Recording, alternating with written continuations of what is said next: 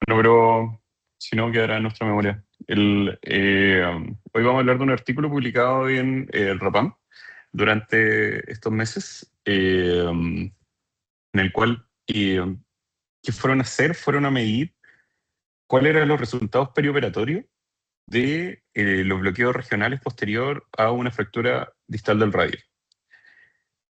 Entonces, es una corte retrospectiva grande, según lo que vamos a ver.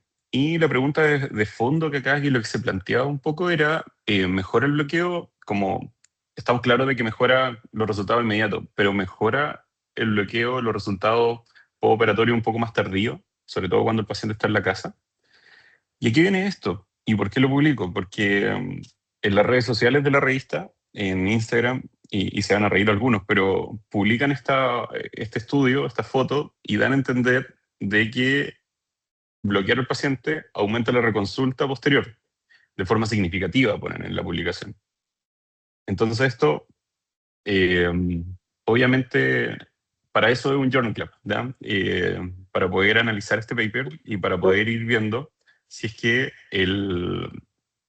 lo que sale acá como casi una prensa amarillista, o clickbait, si pueden decir alguno, es correcto o no. Y para eso lo vamos a analizar hoy.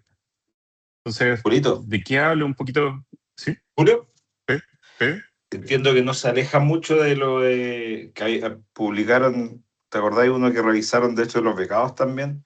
Que participaba Rodrigo Gutiérrez con una revisión de base de datos grande del Mass General, ¿o no? Claro, claro, son Que resultados que salió en son parecidos, Anesthesiology. pero sí, O sea, sí, son según lo que resultados un esto no lo he poquito. leído, pero un poco en esa línea va un poco, ¿no? Claro, claro, va en esa línea y un poquito porque está en boga, ¿ya? Si uno ve como en las revistas de regional, las publicaciones de regional, están publicando harto de lo que es el dolor de rebotes y que finalmente eso es lo que está detrás de acá. ¿Existe este dolor de rebote? ¿A qué se debe un poco? ¿O qué es lo que lo estaría causando? Y si es que nuestros bloqueos son los que lo generan o no. Y eso es como lo específico de este paper y lo que me gustó, porque en la publicación de Instagram lo que salía era como los pacientes que se bloquean reconsultan más. Entonces eso es como raro, ¿eh? Y uno preguntándole acá a los cirujanos con los que siempre hago, no sé, fractura de radio, no tienen la experiencia. Entonces sería raro este resultado, pero aún así esta revista lo publica en redes sociales que, repito, para algunos puede parecer chistoso, pero en esta era de redes sociales es muy importante lo que se publica y uno finalmente se puede quedar con el título. Entonces, ¿qué sería el dolor de rebote? Este dolor que está generado o que se presenta una vez que el efecto del anestésico ya se va. Y este es un dolor intenso y que hay varias revisiones de esto en el British Journal of Anesthesia, sobre todo en el que habla de que podría estar generado por tres factores principales. Uno es por el enmascaramiento, que yo creo que es lo que todos pensamos acá, que un poco se le pasa el efecto del anestésico local y el paciente empieza a sentir dolor y esto lo percibe, es decir, ya la percepción del dolor, como un dolor intenso. Pero hay otros que hablan que hay un componente biológico, que hay una plausibilidad biológica en este dolor de rebote que podría ser por dos cosas. Uno, por la injuria local de la misma cirugía, que generaría mayor inflamación a nivel de los tejidos locales, y hay otro que habla directamente de lo que hacemos nosotros, que es el daño o la injuria que genera el anestésico local sobre el mismo nervio. Y habría una desmielinización de la neurona y eso es lo que generaría un aumento del dolor del dolor comparado con no bloquear. Entonces esas serían como las tres causas que podrían estar generando. Hoy esta diapositiva la quería poner porque lo que decían ayer, Ñoños Club, que así como le dice la CACI, pero Ñoños Club muchas veces fueron muy importantes en la historia del mundo. El proyecto Manhattan, en la cual el Club de Ñoños ayudó a vencer la guerra. Así que quizás lo que hacemos podría ser importante, ¿no? Entonces, ¿por qué importa hablar de esto? Porque la fractura de radio distal es el 16 y el 20% de toda la fractura en Estados Unidos. Y la OTS, o ORIF, como en inglés, que es la reducción abierta y la fijación interna, está relacionada a un dolor moderado o severo en el postoperatorio. ¿Y qué es lo que estamos haciendo ahora? Estamos haciendo protocolos ERAS en los que el paciente, obviamente, lo operamos de forma ambulatoria acá en Santa Lucía, donde estoy ahora, y justo hoy día tengo una fractura de radio distal. Entonces, este paciente se va a ir para la casa, entonces trasladamos el problema hacia la casa. Entonces, ¿cuál es el conflicto clínico acá? El conflicto clínico es que el bloqueo plexobraquial entrega una analgesia excelente en la recuperación, pero puede dejar un vacío analgésico o un problema en el domicilio. Y hay un vacío de la evidencia. No se sabe cuál es el impacto real sobre las consultas no planificadas o sobre la rehospitalización y sobre el uso de los servicios sanitarios de estos pacientes una vez que ya se van para la casa.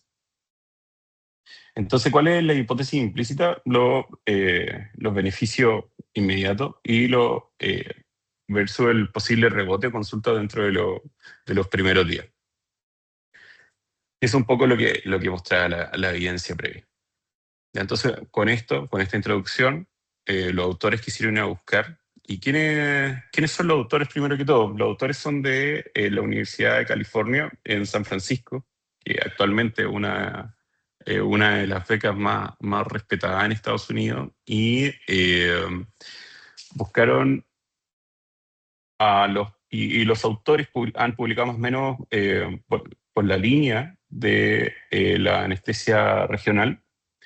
Al menos unos 6 papers no publican tanto, no tienen como tantas publicaciones, pero sí yo creo que más que nada está relacionado a dónde trabajan, en el Kaiser Permanente y toda la red de hospitales. Estos son hospitales que lo que pude leer son al menos 6 hospitales en toda la bahía de San Francisco y atienden una población muy heterogénea, es decir, de altos recursos, bajos recursos, y que es un poquito de lo que vamos a hablar en la metodología, y fueron a buscar adultos, que si lo vamos a, según la metodología PAICO, vamos a ver cómo son que fueron a buscar. Los pacientes eran adultos mayores de 18 años con reparación quirúrgica de fractura radiodistal. ¿Cuál fue la intervención de esto? El bloqueo plexobraquial, que aquí ya vamos a empezar, es súper heterogéneo. Cualquier bloqueo de plexo braquial, que podría ser supraclavicular, infraclavicular o axilar, que es lo que le hicieron para estos pacientes. Obviamente descartaron intercaleno. ¿Cuál es la comparación? ¿Sin bloqueo o con anestesia general solo? ¿Y cuál fue el outcome primario de esto? La consulta de urgencia por dolor dentro de los primeros 7 días. Ese fue el outcome principal. ¿Cuál fue el diseño de esto? Es una cohorte retrospectiva, multicéntrico, como les decía, del Kaiser Permanente, entre el 2017 y el 2022. Todos los pacientes que se operaron de fractura distal. Y el análisis del que les iba diciendo. Entonces, lo que siempre decimos de esto, es una cohorte retrospectiva. Sí, está diseñado para estimar una asociación, pero no causalidad. Entonces, eso es súper importante si lo comparamos un poco con lo que se puede ver en redes sociales. Podemos entregarle una causalidad a esto, que es básicamente lo que se esbozaba en esa publicación. Y por eso lo quise discutir.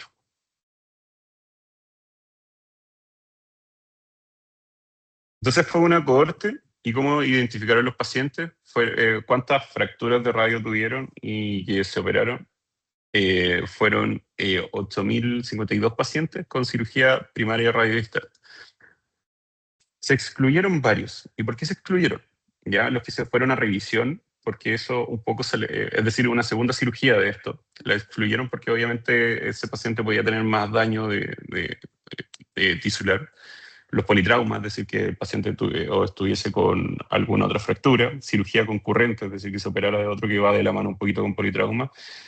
Y esto es importante, en menos de un año de membresía al Kaiser Permanente. ¿Por qué? ¿Qué quisieron ir a buscar? Quisieron ir a buscar los antecedentes de los pacientes y ir viendo más o menos cuántas patologías asociadas tenía y si es que contaba con algún grado de dolor crónico. Entonces, si tenían menos de un año, no podían buscar estos antecedentes bien, no podían ver y es como hicieron el análisis posterior. Y si se le hicieron 2 bloqueos o no. Entonces, después de estos excluidos, ¿cuántos quedaron? 5.635 pacientes. Muchos, ¿no sé? Fue como mucho más de lo que operamos acá, que podríamos operar, no sé, 5 fracturas de radio a la semana, con suerte, ¿no? O mucho menos. Entonces con bloqueo, y aquí empecemos a ver las diferencias o ver el análisis que con bloqueo fueron 3.740 pacientes y un tercio de los pacientes no se le hizo bloqueo. Y aquí un poco el comentario.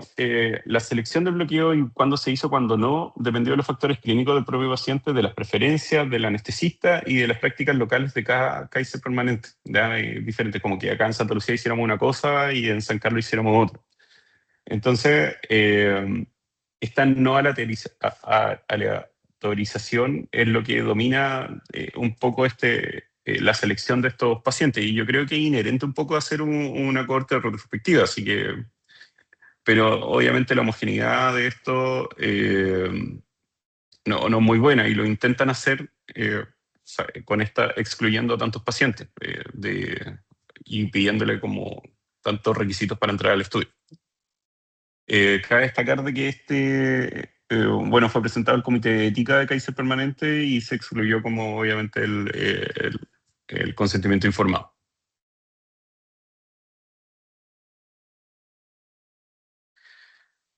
Entonces, ¿cuál fue la exposición?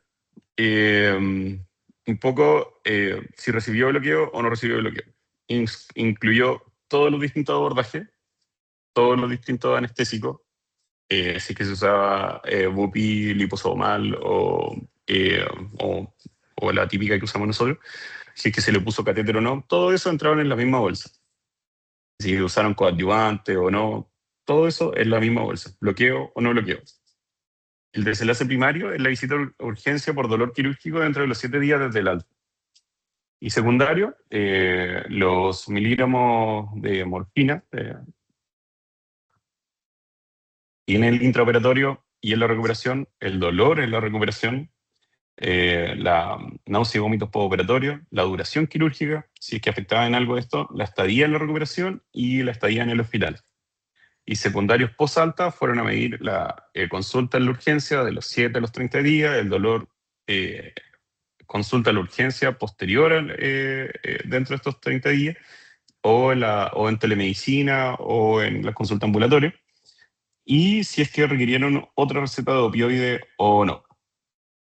Entonces, acá y yo creo que un poco lo que le interesa a P, que cómo lo fueron a medir. No, pues fueron a medir solo si consultaron en la urgencia por dolor o no. Entonces, no midieron el dolor domiciliario, es decir, cuál es el NRS, que sí lo midieron en la recuperación cuando estaban dentro de la hospitalización. La duración del bloqueo real, el consumo real de opioide tampoco lo midieron, sino que midieron si es que se les llenó o no de nuevo el pastillero con opioides. Entonces, obviamente, se nos escapa un poco, no podemos seguir bien a los pacientes. No sé si quiere hacer un comentario, Pedro, de esto, o alguien.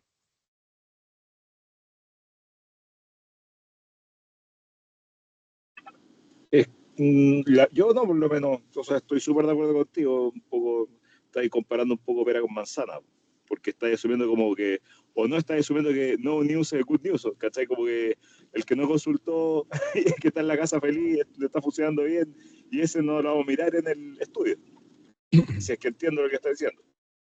Sí, claro, eso. Si finalmente el, se le escapó mucho y no fueron a medir, no se le hizo un seguimiento telefónico, es solo si consultó o no por dolor. Entonces, ¿cuáles son el análisis estadístico que hicieron?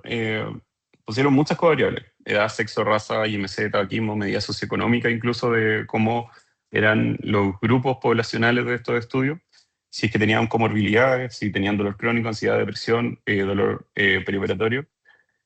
Y las covariables como binarias, si es que tenía dolor o no, que fue lo principal, si es que consultó o no, se hizo con chi cuadrado. Y las features son las que fueron más raras. Eh, el consumo, finalmente, cómo se hizo se aplicó un logaritmo para este análisis. ¿Por qué? Porque los desenlaces eran como de muy bajo número, ¿no? Los continuos se hizo con un Wilcoxon ransom y también estadías fueron transformadas a logarítmico porque se escapaba mucho de la normalidad y sobre todo hacia la derecha. Por ejemplo, y estos fueron como los desenlaces secundarios, como la estadía en la recuperación o cuánto usaban de analgésico. Y así lo expresaron en porcentaje y después fueron a comparar las medianas de esto o el IQR. Entonces, ya empezamos con que los desenlaces o el outcome eran muy, muy, muy bajos, ¿ya? Solo hubo 68 eventos del outcome primario a medir.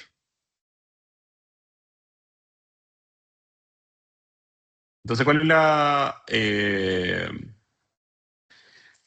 la validez interna de esto? Que los grupos no eran muy equivalentes. Ya como el bloqueo era elegido por el anestesista, se dieron cuenta que los pacientes se tendían a bloquear más los que tenían mayor comorbilidad de los que vivían con mayor dolor crónico.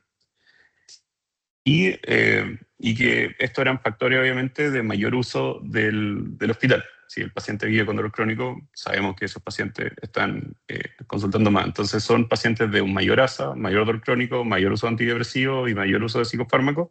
Se tendió a bloquearlos más. Entonces, ya empezamos, quizás no de la misma base. Entonces, quizás acá lo que hay es un gran riesgo de un seco de selección. Porque finalmente no estamos comparando en forma y no estamos sacando todas las variables de esto. Entonces, ¿cuáles fueron los resultados inmediatos? Y aquí los resultados inmediatos, obviamente, el bloqueo se ve que es muy favorable con respecto a no bloquear. Los miligramos de morfina, los equivalentes de miligramos de morfina disminuyeron bastante. Ya en el intraoperatorio, menos 12 miligramos, en la recuperación, menos 16 miligramos. El dolor promedio, y aquí sí me impresionó que no bajaba tanto el dolor promedio y el dolor máximo en la recuperación como en la escala de NRS, bajaba menos 1 o menos 2 puntos. La cirugía tendió a durar menos y la estadía fue un 20% más corta. ¿Ya? Entonces, esto, como lo expliqué un poco en el análisis estadístico, no fueron a medir en cuanto a los minutos, sino en cuánto porcentaje bajaba. ¿Ya? Porque se escapaba mucho hacia la derecha, habían unos que no tenían 400 minutos, otros 200 minutos. Entonces, pero sí lo que vemos que los resultados perioperatorios inmediatos tenían un beneficio claro. Obviamente esto no es todo atribuible al bloqueo. Entonces, ya íbamos al resultado principal. Y que un poco que aquí fuimos viendo que los pacientes con bloqueo consultaban más por dolor a los 7 días, consultaban más por dolor a los 30 días y tuvieron mayor ingreso a las unidades de emergencia posterior. También tuvieron un mayor relleno o refill de los opioides en cuanto a su selección, ¿no? Entonces, la consulta por dolor a los 7 días fue de un 1,6% en los que se bloqueó y un 0,5% en los que no se bloqueó. Entonces aquí se le hizo un ajuste del OR, ya viendo, porque se hizo este ajuste para hacer más o menos, para evitar este sesgo de los centros, entonces para evitar un poco el clúster, fue lo que agregaron en la fórmula para calcular el OR. Y esto dio que también tenía un OR de 3,3. Entonces, si uno solo se queda con este resultado, uno dice, oye, puta, mis pacientes que bloqueo van a tener 3 veces más probabilidades, más o menos, ¿no? O probabilidades de consultar. Entonces, la diferencia fue de un 1,1%, lo que también es bajo. ¿Ya? Si vemos que todo es un evento que de aquí, si se estudia de nuevo, el N que se necesita para ir a medirlo va a ser muy, muy, muy alto, porque pasa muy poco dentro de todo. Fueron solo 68 veces que el paciente consultó. Entonces, ahí la diferencia absoluta fue solo de un 1%. Entonces, clínicamente, ¿será tan relevante que consulten? Igual son 68 pacientes, igual es harto. Entonces, ¿cuál es el patrón temporal? Y este es el gráfico que probablemente más destacaba de cuándo consultaban los pacientes a los cuantos días, consultaban dentro del primer y segundo día, sobre todo los pacientes que tenían bloqueo. Entonces, aquí se ve bastante lo, lo- lo que pasa y lo que destaca en esto. Y un poco se da un poco la temporalidad de, sobre todo el primer día, que es cuando el paciente se le pasa el dolor, empieza a consultar. Ujú.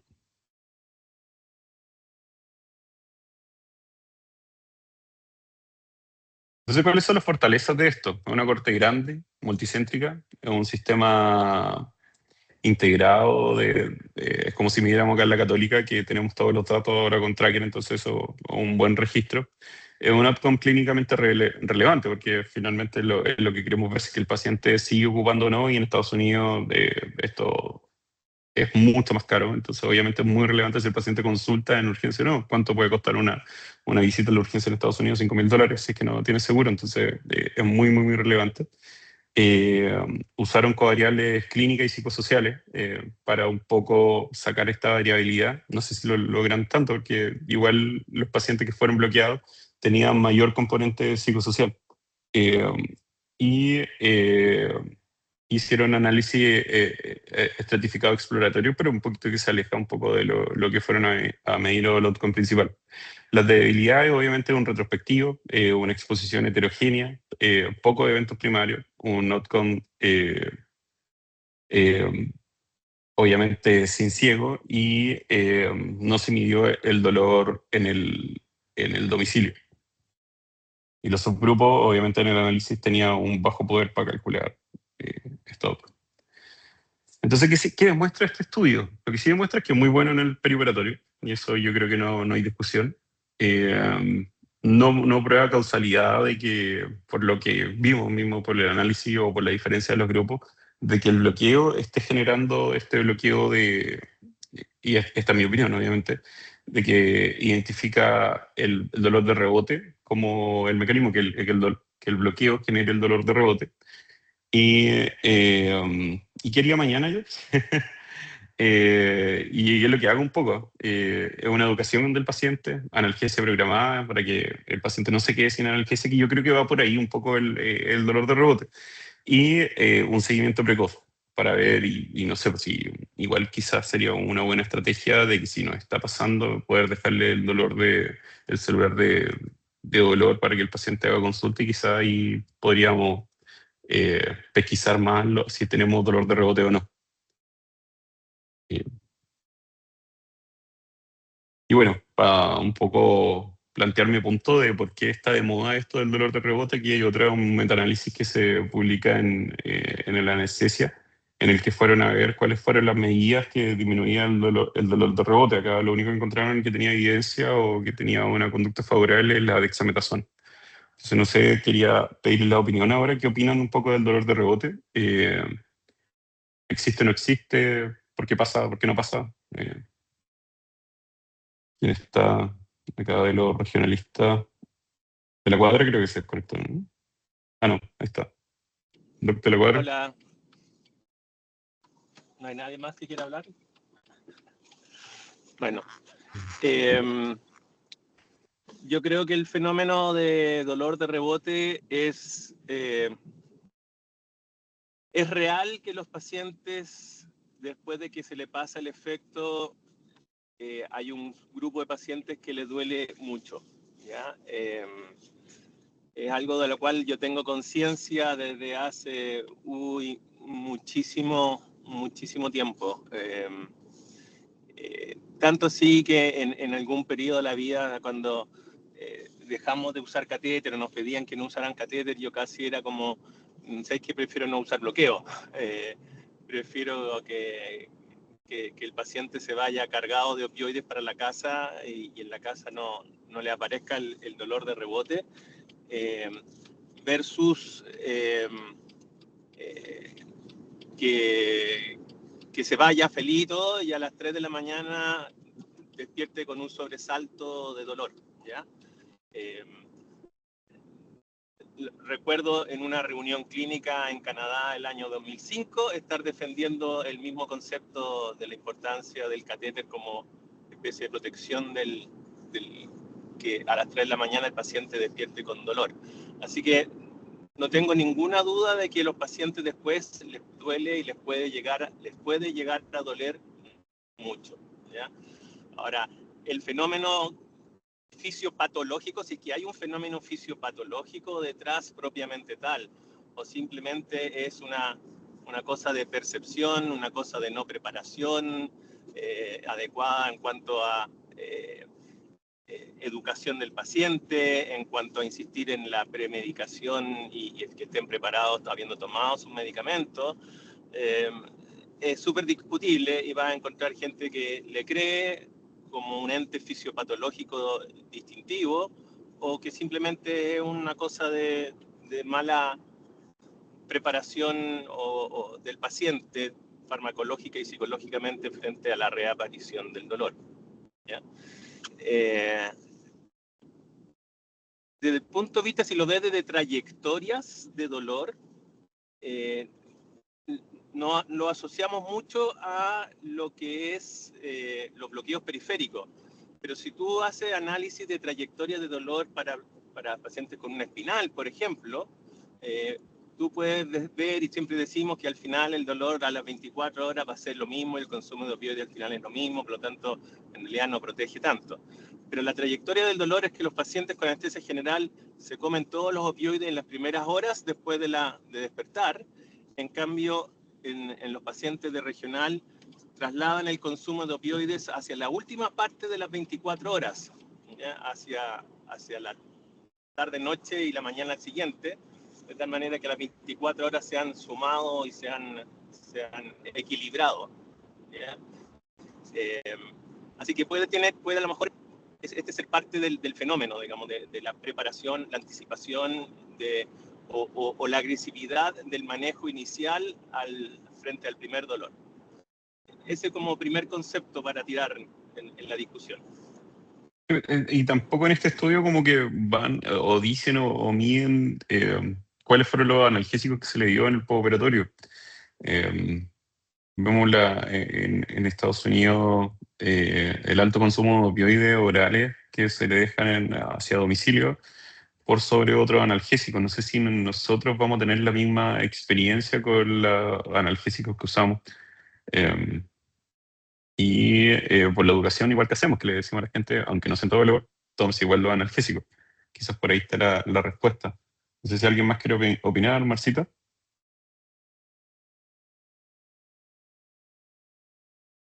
O Ale Luengo, no sé. Creo que hacen más regional. Julito, yo estoy media resfriada, pero igual puedo hablar un poco. No, Marcita. Yo tengo mis dudas. Siempre he tenido dudas de si no sé si es un dolor realmente generado por este fenómeno o no. A veces los cirujanos nos dicen que a algunos pacientes les dolió mucho después y otras veces no. Entonces creo que todavía nos falta información para poder de alguna forma aclarar entre el paciente que tiene bloqueo versus el que no tiene bloqueo y versus el que tiene un catéter. Y por ahí ir pudiendo evaluar y enlazar el dolor y el consumo de opioides con algún fenómeno fisiopatológico que pudiera ocurrir después de haber hecho estas 3 intervenciones distintas, por así decir. ¿Cachai? Hemos estado, la otra vez estuvimos en un ESRA con Juan Carlos y hubo varias presentaciones.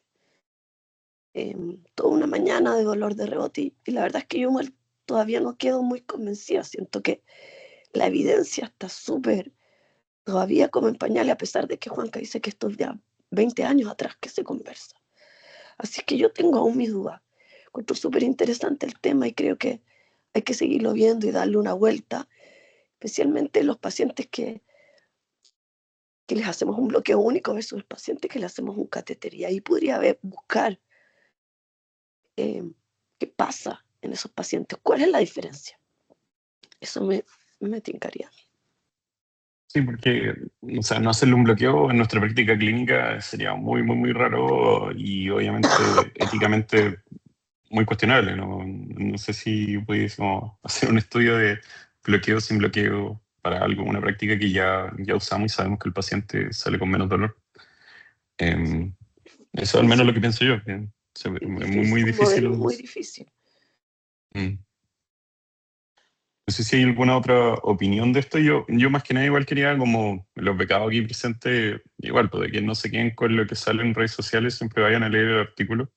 Hay otro... Ah, Edu, por favor.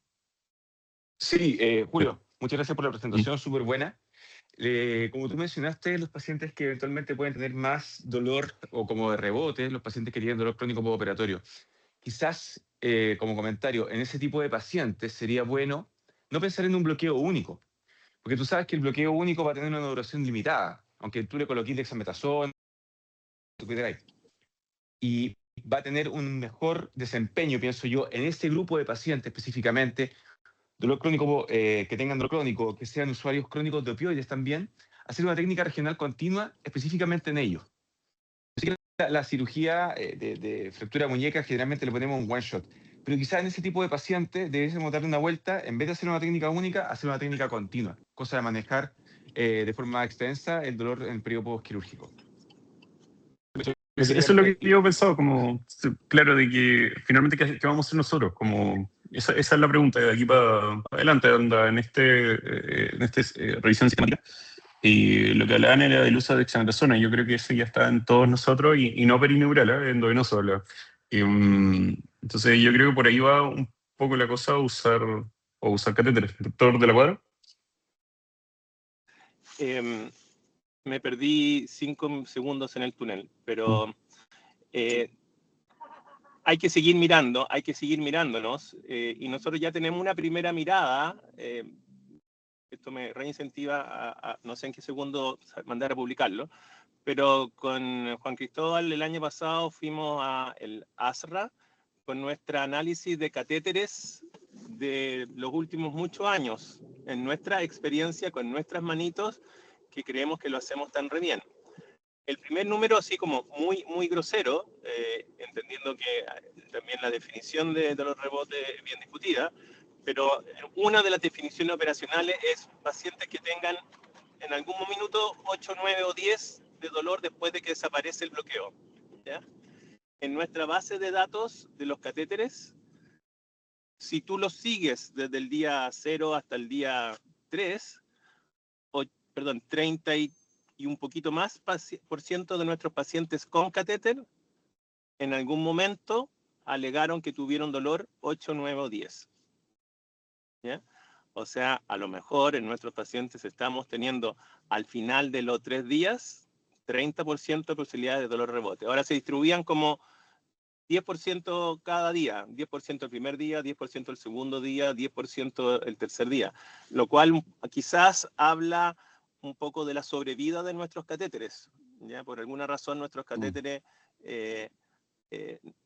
no se salieron, todo parecía que estuviera ahí puesto, pero dejó funcionar, nunca quedó bien puesto, se desplazó, ya dejó de tener el efecto bloqueo que queríamos, lo que sea, pero a lo mejor en nuestras manos, nuestros catéteres en realidad están sobreviviendo 90% el primer día, de esos 90% sobrevivieron al segundo día y de esos solo el 70% llegaron funcionando al tercer día. Y de los pacientes que se les va pasando el efecto, como digo, no puedo decir de los que se les pasó el efecto, digamos, porque ese número no lo sabemos exactamente, porque como es retrospectivo, no sabemos en qué minuto se les pasó el efecto, pero sí sabemos que a las 24 horas, 10% alegó haber tenido nota de dolor 8, 9 o 10, a las 48 horas, 10% alegó dolor 8, 9 o 10, y el último día, 10% alegó 8, 9 o 10. Así que es súper interesante. Y los datos que estamos sacando ahora del manguito, del protocolo manguito, que es de hombro, no los tengo, no los sé, todavía no terminamos, pero esos pacientes, lo hemos atacado multimodal. Le colocamos metamizol, que no colocamos intraoperatorio, le colocamos Dexa fuera y dentro del bloqueo a todos los pacientes. Y vamos a ver qué pasa con nuestros resultados de dolor. Y no es un outcome primario que estamos buscando, el dolor de rebote, pero me encantaría ir a ver qué pasa como si lo analizamos así, dolor de rebote con nota mayor de 7, 8, 9 o 10 en el postoperatorio cuando se les pasa el efecto. ¿Cuántos hay en un grupo con toda la multimodalidad del mundo que les podemos ofrecer versus el catéter? Esos resultados secundarios van a ser súper interesantes, creo yo. Igual es un outcome que es muy poco frecuente. Hay quizás quien subpotenciado en ese sentido, como que uno puede hacer el seguimiento. Pero para comparar, yo creo que igual es difícil, ¿no? O sea, podría ser, veamos, o sea, si es que el outcome realmente se acerca al 40 o 60%, como dice la literatura, aunque dicen que dexametasona te lo baja, podría bajártelo hasta un 18, te regalo 20%. Nuestro poder no fue buscando eso, pero hay que verlo. A lo mejor tenemos un número suficiente y encontramos una diferencia con un poder suficiente para validarlo. No sé. Sería bueno. ¿Vale? Sí, simplemente como me habías preguntado, y en mi no tan gran experiencia en relación al dolor de rebote, pero basado en lo que sé, creo que esta es una entidad que no tiene obviamente todos los factores estudiados. Hay factores del pacientes con dolor crónico probablemente tengan más probabilidad de tener dolor de rebote. Hay factores de la cirugía, obviamente cirugías más grandes tienen más carga de dolor, obviamente probablemente más riesgo de dolor de rebote, y obviamente factores de bloqueo. Generalmente el bloqueo más denso tiende a asociarse en algunas ocasiones a dolor de rebote. Y no sé si exactamente, como decían, el catéter es eventualmente algo que disminuye el dolor de rebote. También importa mucho cuál es la densidad de ese bloqueo. En Canadá hacían mucha cirugía ambulatoria con bloqueo al 0,5. No estudié realmente, porque no estaba haciendo un pelo regional, cuánto dolor de rebote tenían, pero me da la impresión de que haber tenido harto. Y lo tapaban simplemente con opioides orales fuertes. Entonces, yo creo que es una entidad que lo que uno quiere es como anticiparse, predecir cuál paciente va a tenerlo para ofrecerle la mejor técnica, que todavía no sabemos cuál es, no lo desarrolle. Entonces, como decía la Marcita, voy a tomar pañales.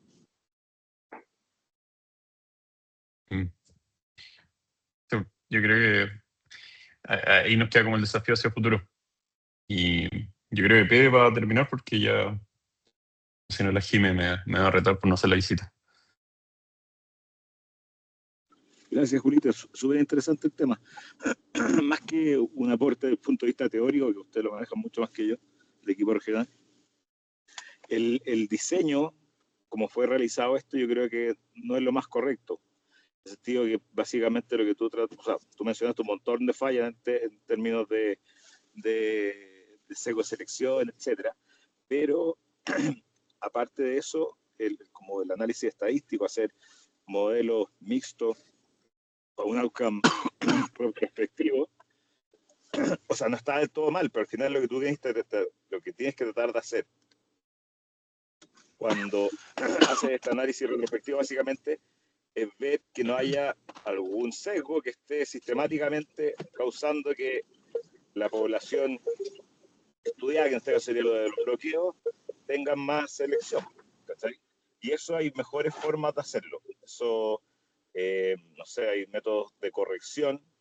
Lo que hemos conversado en otros journals, que ponte tú el propensity score matching y cosas ya más avanzadas como IP weighting, cosas de ese estilo, como darle un peso a las variables, hacer ciertas comparaciones, pero corregidas se pueden hacer, pero necesitáis harto N, harto N. Entonces, cuando tenía un desenlace en una población de 5.000 finalmente estudiado y que tienen 64, yo creo que de repente te quedáis corto, ¿está?